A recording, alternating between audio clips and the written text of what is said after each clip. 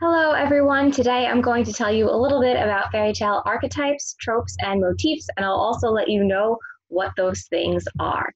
So I'm going to share my screen with you in order to do that, and hopefully this will help you better understand both those concepts and how they apply to fairy tales that you may read or watch.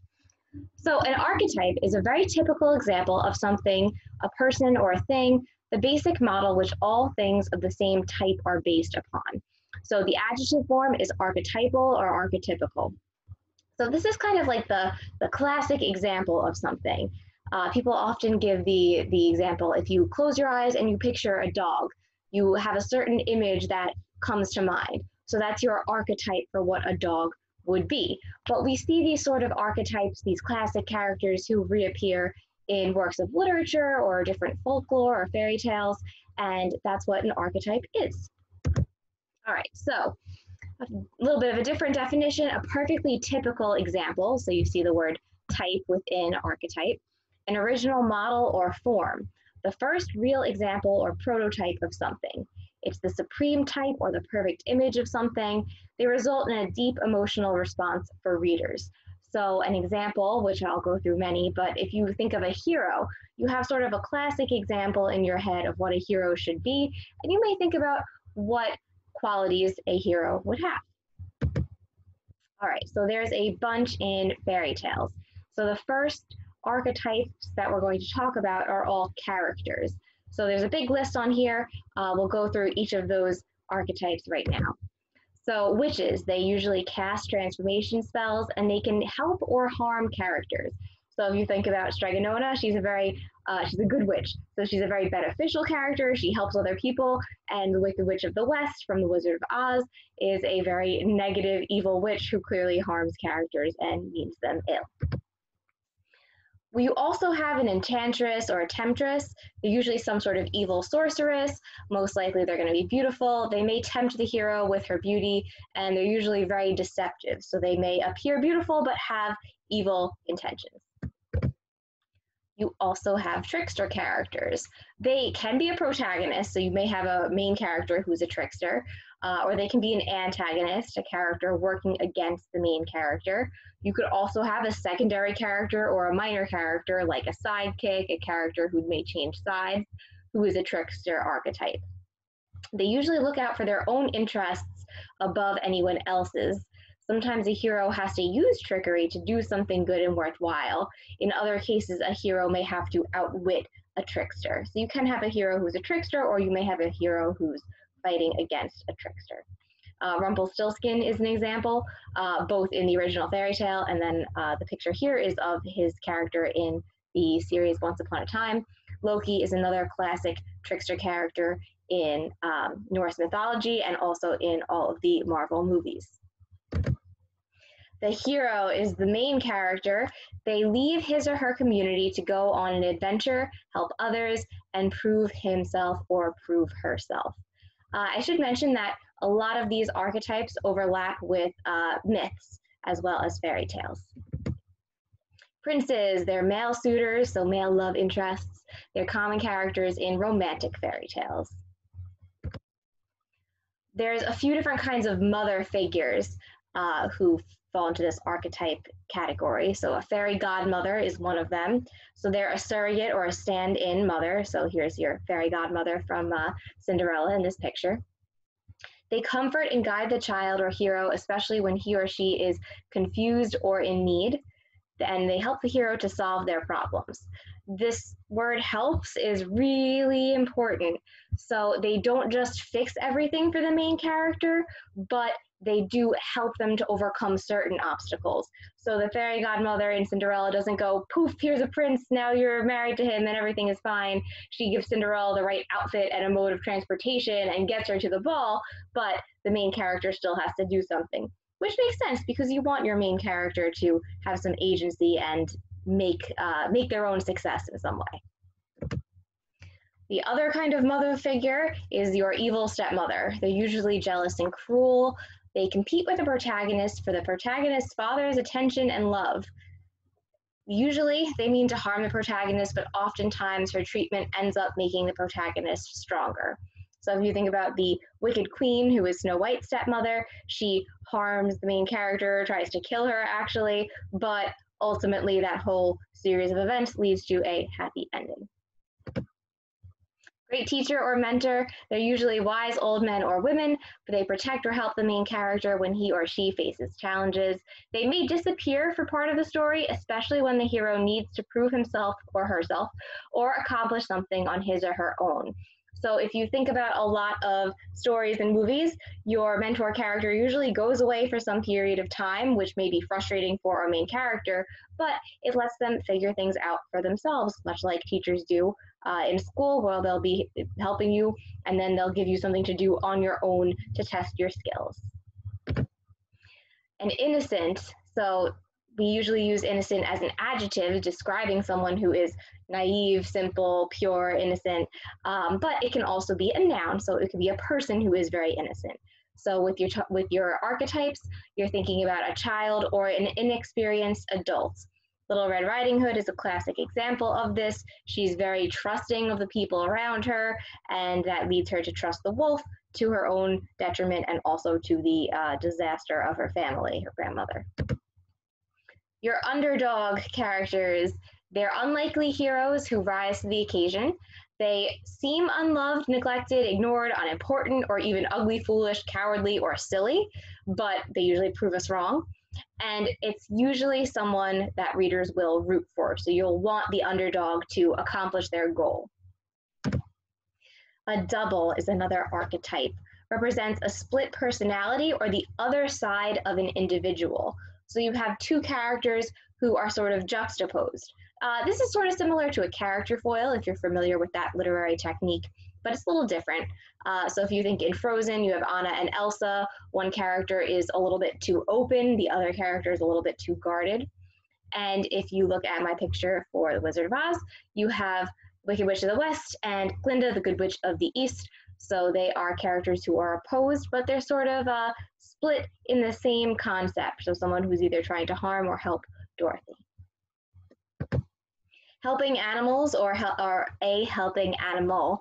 They offer the hero help and assistance. They sometimes become mentors or teachers, and they're sometimes disguised humans, including love interests. So if you think certain fairy tales have like a fox or a frog who helps the hero on their quest, and then at the end of it, oh, ta-da, they're magically a prince or princess or someone the hero falls in love with.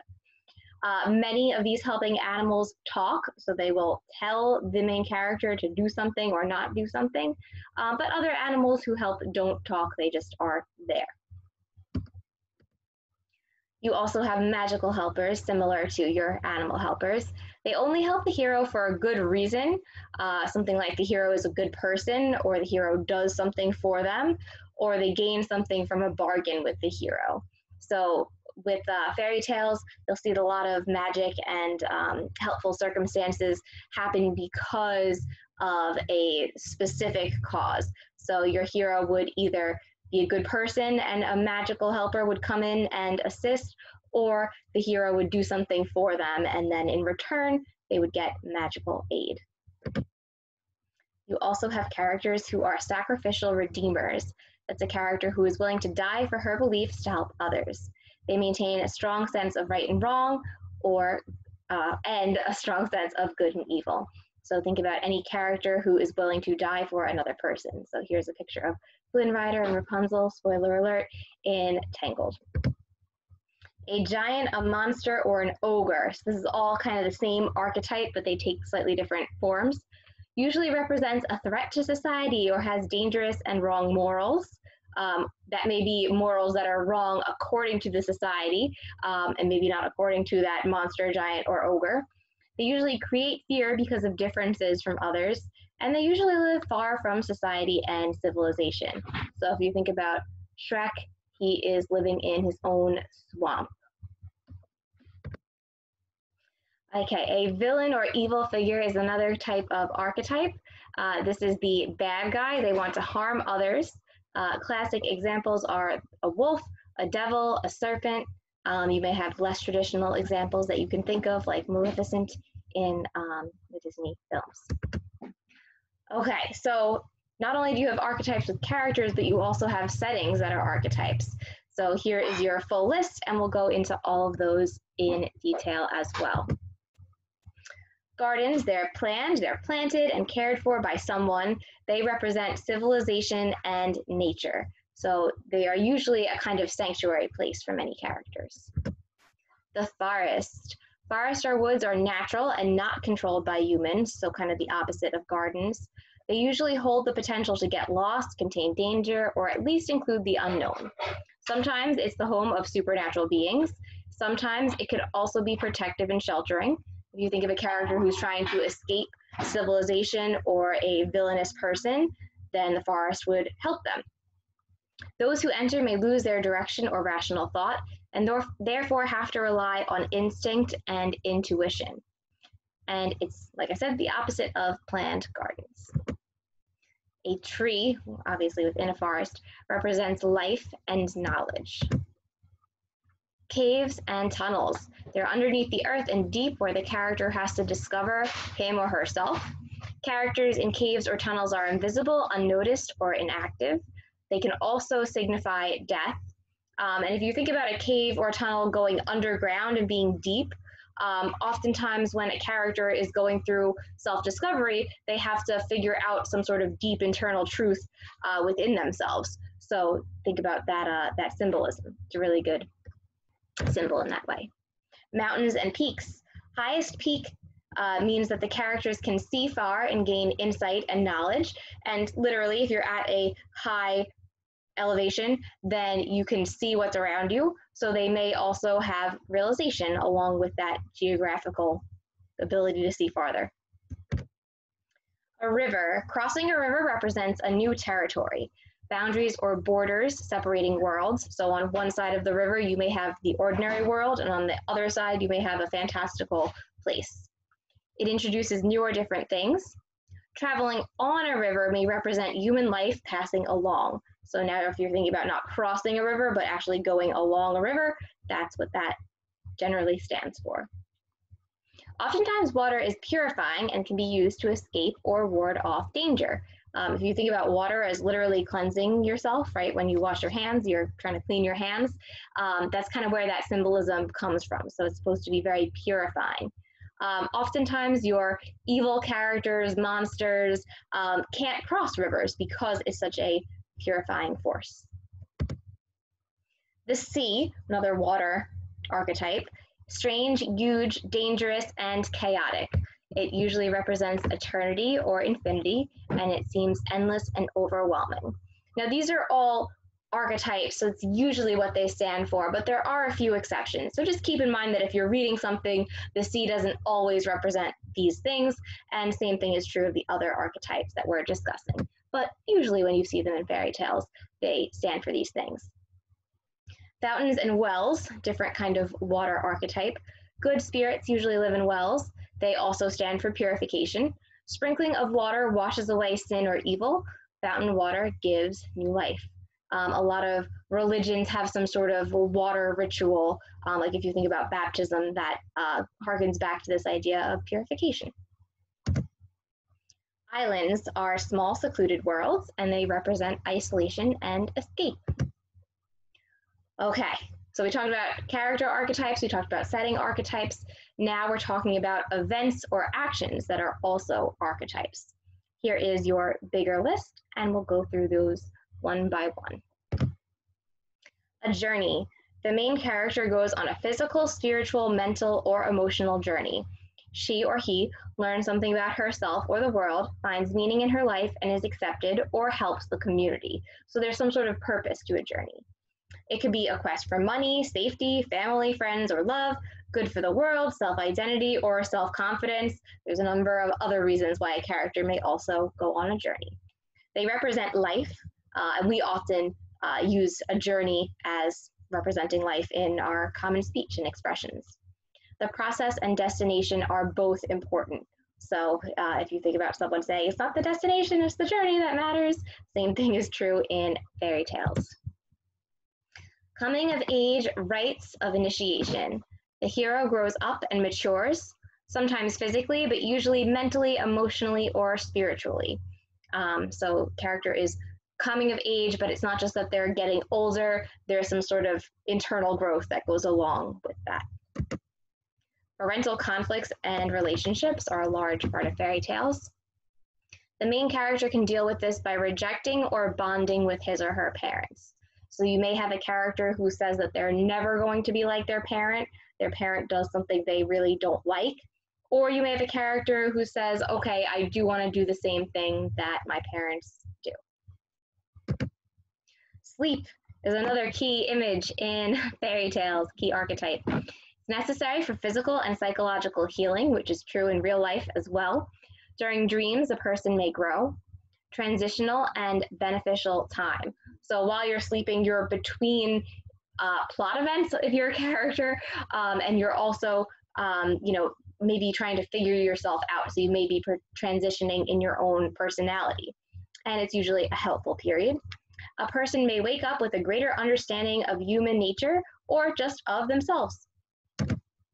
A test or a trial usually happens in a transition from one stage to another. So if we think about our tests that sometimes you have to take between starting high school and entering college, it's usually a rite of passage.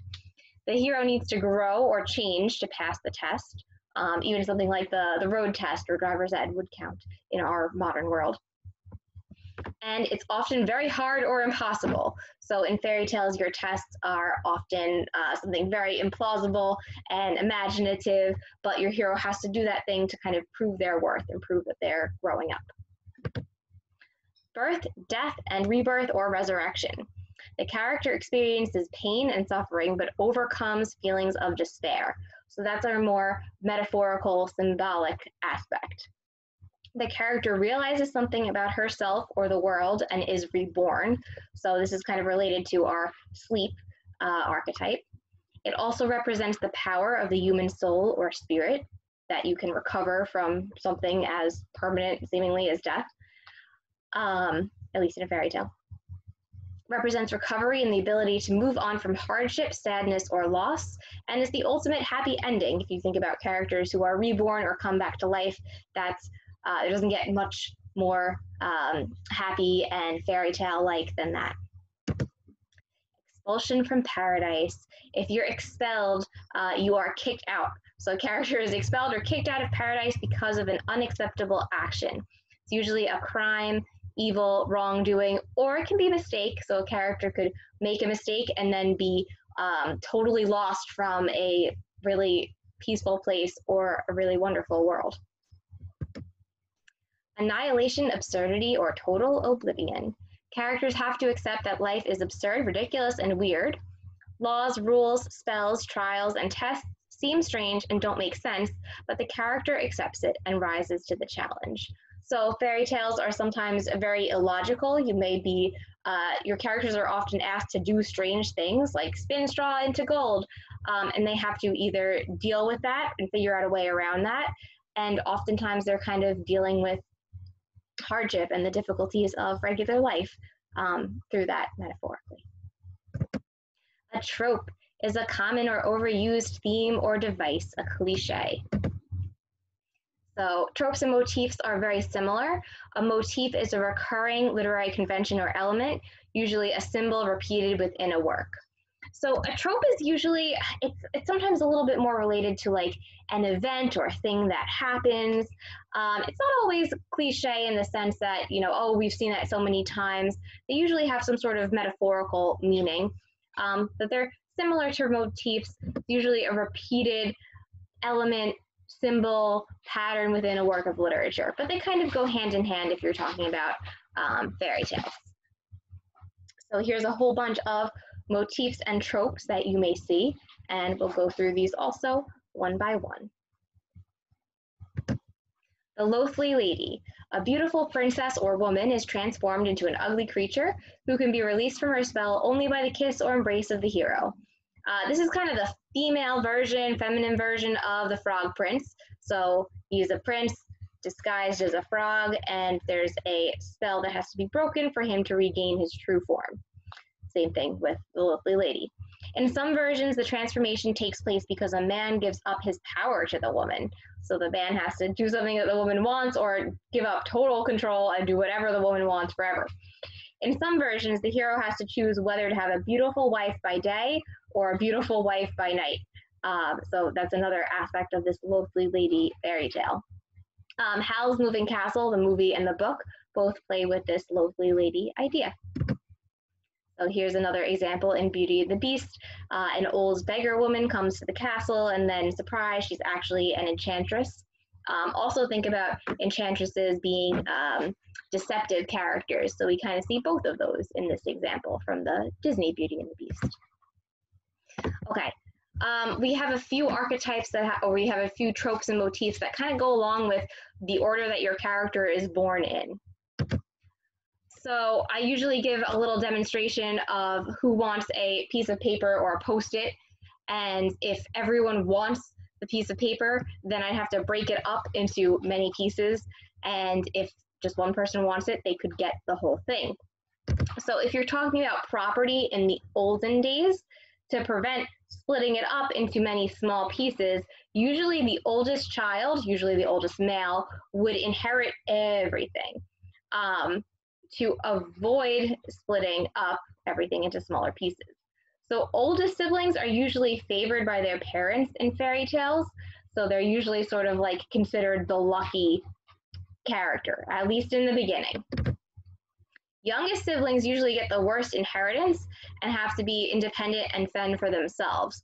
So sometimes your youngest character is often the focus of a fairy tale. In many fairy tales, the youngest sibling or an only child is the protagonist or main character. Female youngest siblings are usually the most beautiful and worthy, and male youngest siblings are usually stupid and lucky. The youngest can achieve good fortune through an adventure or magical helper.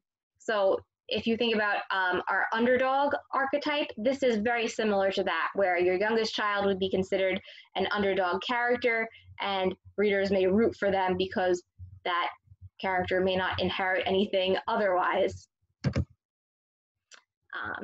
And that's what I just said. Youngest sibling is an underdog. The only child, they're usually missing or separated from their parents, represents isolation or loneliness, but also independence. And they can also be a special or unique character. There's sometimes a magically created character or a magically created child in fairy tales. Think like Thumbelina, like she's born from a flower. So that would be an example. Disguise and appearances. Many characters, both good and evil, appear in disguises. That's quite a frequent trope within fairy tales. The main character may have to see through disguises to learn whom to trust, whom to help, or whom to ask for help. It's safest to be kind and hospitable to whomever you meet, just in case they are a prince or a witch in disguise. A lot of mythologies also have this very same idea that you want to be kind to everyone because who knows, you may actually be helping out a god who's disguised as a beggar person. Transformation. This could be literal, figurative, and or symbolic. Character growth and learning is shown through transformation of some kind. So think the Frog Prince, or think the Princess and the Frog. Rule of 3, and there's also a lot of other numbers that are important in fairy tales. Things usually happen 3 times, or objects appear in groups of 3. Other popular numbers are 4, 7, and 12. This adds drama and suspense while making the story easy to remember and follow. So fairy tales were originally told orally. So it was all through oral tradition. People would tell their stories out loud, and you'd have to remember this whole story. So it helps if you're remembering to have to say something 3 times, and it also creates a little bit less for you to remember. If you can say, oh, the princess went to 1 ball, and then the next night she went to another ball, and then on the 3rd night she went to the 3rd ball. It can also represent a beginning, a middle, and an end, so 3 parts to a story. After 3 incidents, we tend to lose focus or get tired of repetition. So think about a 3-paragraph essay. That is a cliche, and it's often overused, but there's a reason for it. It has that beginning, middle, and end, and we tend to get bored after 3 things. The number 7 is also important. It represents wholeness. It is 3 plus 4. 4 was an important number in many ancient cultures. 4 winds, 4 corners of the earth, 4 seasons. So that's where that comes from. Also important to know someone's name. This is another classic trope in fairy tales and a motif about naming. Knowing someone's name gives you power over them. You can control that person if you know their name in certain fairy tales. Think about Rumpelstiltskin. You have to know or understand something, whatever has power over you, so that you can work around it, solve problems, and be free and independent. So knowing something's name is representative of understanding what that entity, that thing, that person really is. Temptation, another classic, not just in fairy tales, but in other stories. Apples, fruit, and eating in general are classic examples of temptations. Characters can also be tempted to give in to character flaws like vanity or selfishness. And here I have an example. The witch is offering Snow White the poisoned apple, although Snow White doesn't know it's poisoned. Another motif, children are given up or abandoned by their parents. This represents common feelings of isolation or being overwhelmed. And it's an extreme example of a necessary step to growing up or coming of age. At some point, everyone has to do something on their own, perhaps without the help of a parent or authority figure, and that's sort of where this trope comes from. Magic wands, they represent magical powers of characters or harnessing magical powers. Things we fear. Characters usually have to face evil, darkness, isolated, wild, or uninhabited places. Facing fears is usually necessary for the character to succeed, grow and change, and live happily ever after. And this is something that's also kind of true of life in many instances. All right, so this is a list of some themes that we often see in fairy tales. So some of these are very old. So the first one is the idea that beauty is equal to goodness. So in a lot of older fairy tales, you have this idea that if a character is beautiful, that they are a good person. The exception to that is your characters who are in disguise. And a lot of modern writers will play with this concept if they're writing a fairy tale retelling or if this appears in a more recent movie. Another theme, promises must be kept. It's very important to keep your word. Good and evil, right and wrong, dreams and hopes, morality of cleverness. We'll talk about those in a little bit. Honesty, humility, and kindness are rewarded. Jealousy is punished. And boasting, bragging, or being prideful lead to a downfall. So as I mentioned, the kind of exception to beauty being goodness is when someone is in disguise. And a lot of people will play with that idea. Keep your promises. So before there were written contracts, like something a lawyer would write and 2 people would agree to or sign, let's say like the lease for a house or an apartment, it was really important to keep your verbal promises. So before you signed a piece of paper, if you didn't hold to your word, that could be really disastrous in society. Dreams and hopes. Sometimes they seem foolish, but may help characters in times of need or distress. And they can also be accomplished with magical aid or help. Morality of cleverness. So your morals have to do with what you believe is right or wrong, except if you're dealing with the morality of cleverness. Sometimes smart, cunning, or witty characters are rewarded for their brains alone and not necessarily because they are brave or good. So these characters just get their way by being really smart and really clever. We don't always think that their actions are good choices. Sometimes it is all right to do the smart thing instead of the good thing, as long as the world and the greater good benefit from the character's choices. So a character may do something morally questionable, like they may lie or cheat a monster if they're going to save their village. I also want to point out, and I'll put this link on Google Classroom, that there's a really great timeline on SirLaLoonFairyTales.com that takes you through a bunch of fairy tale publication dates and when things were first heard or recorded or mentioned.